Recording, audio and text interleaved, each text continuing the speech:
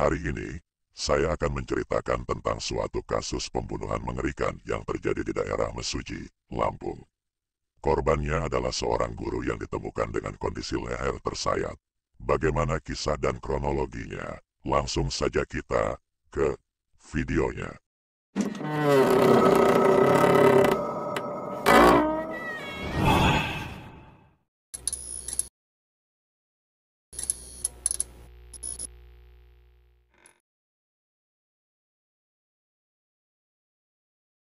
Kita akan berkenalan dengan korban, seorang wanita bernama Rosia Aprilia, atau yang biasa dipanggil Rosi. Rosi, berusia 25 tahun, adalah warga desa Muaratang, RT 03 RW 09, Kecamatan Tanjung Raya, Kabupaten Mesuji, Lampung. Dia adalah seorang guru yang mengajar di SD 08 Desa Bujung Buring Baru, Kecamatan Tanjung Raya, Mesuji, Lampung. Dalam karirnya, Rosi baru saja diterima sebagai pegawai negeri dan hanya menunggu surat keputusan pengangkatannya keluar. Dia merupakan anak pertama dari pasangan Susila dan Rohaida. Rosi juga diketahui merupakan seorang janda. Rosi, seorang wanita yang telah mengalami pernikahan yang tidak berjalan baik dengan suami pertamanya, akhirnya memutuskan untuk berpisah. Setelah perceraiannya, dia mulai membuka hati untuk mencari calon suami baru. Dia kemudian bertemu dengan Andre Armanda, seorang pria berusia 22 tahun yang bekerja sebagai marketing di sebuah perusahaan koperasi simpan pinjam di Lampung. Mereka berdua mulai menjalin asmara sejak tahun 2023 dan merasakan adanya kecocokan satu sama lain.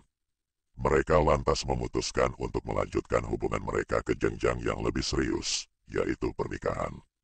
Sebagai langkah awal, mereka mengikat cinta mereka dengan pertunangan dan berencana akan menikah pada bulan April tahun 2024 setelah Lebaran Idul Fitri tahun ini.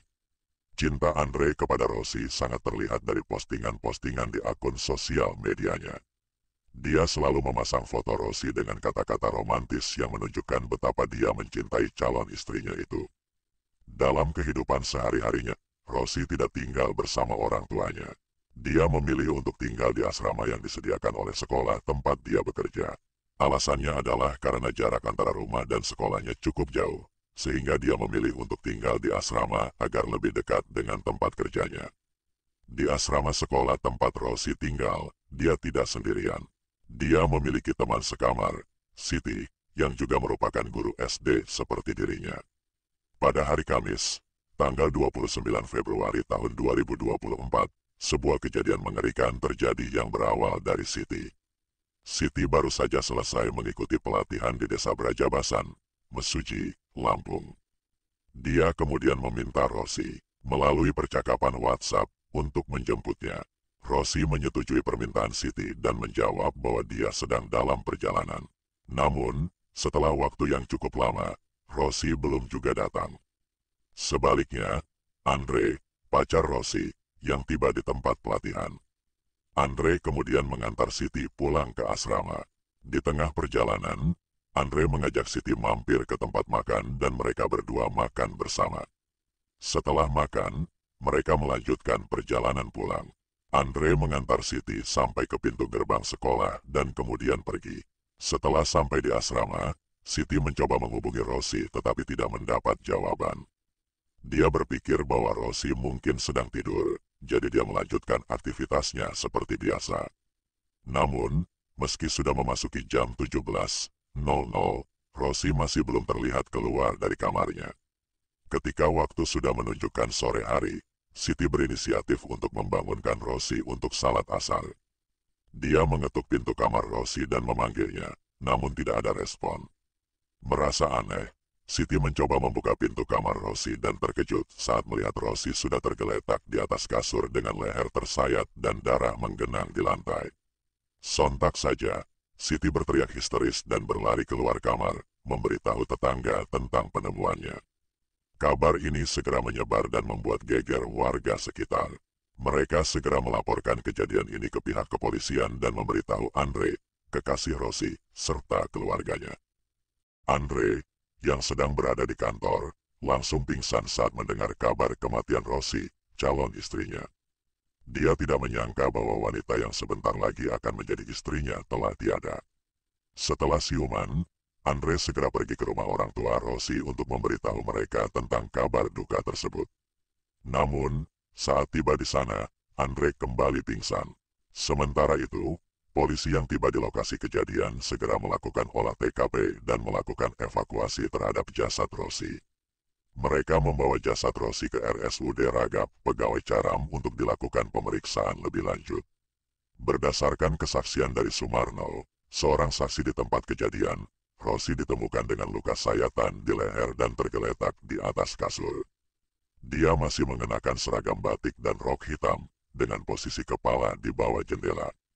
Menurut Sumarno, tidak ada barang berharga milik Rosi yang hilang. Ponsel dan laptop milik Rosi masih tersimpan rapi di tempatnya. Sementara itu, pihak kepolisian bergerak cepat untuk mengungkap siapa pelaku pembunuhan ini. Setelah melakukan olah TKP, polisi memanggil para saksi yang terkait dengan kematian Rosi.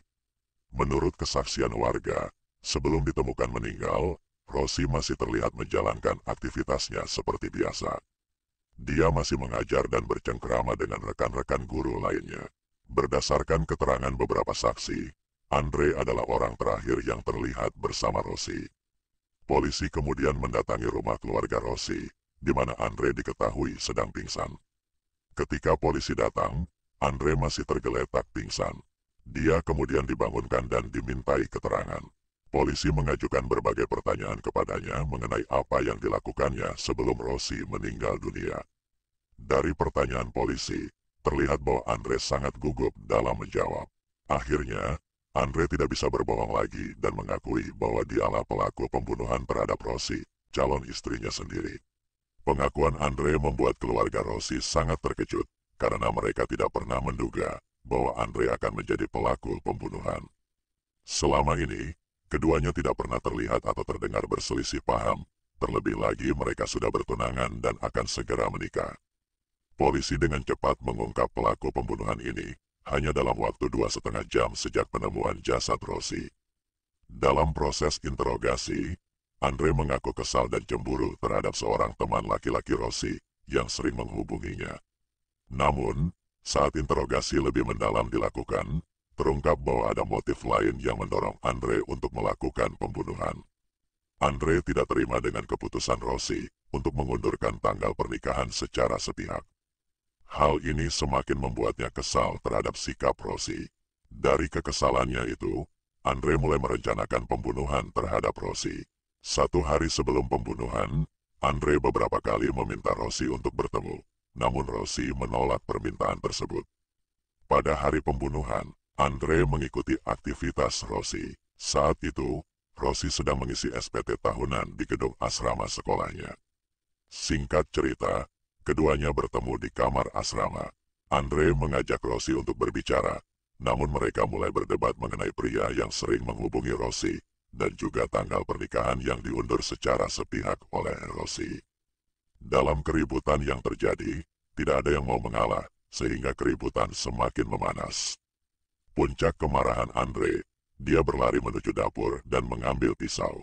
Setelah itu, Andre mendekati Rosi dan menyerangnya dengan brutal, hingga Rosi terjatuh di kasur. Pada saat itulah Andre menyayat leher Rosi menggunakan pisau yang membuat luka terbuka lebar pada bagian lehernya hingga darah mengalir seketika. Rosi kehilangan nyawanya. Setelah membunuh Rosi, pelaku ini bersandiwara seolah-olah jika dirinya sedang tidak berada di lokasi pembunuhan. Dia kemudian menjemput dan mengajak Siti untuk makan.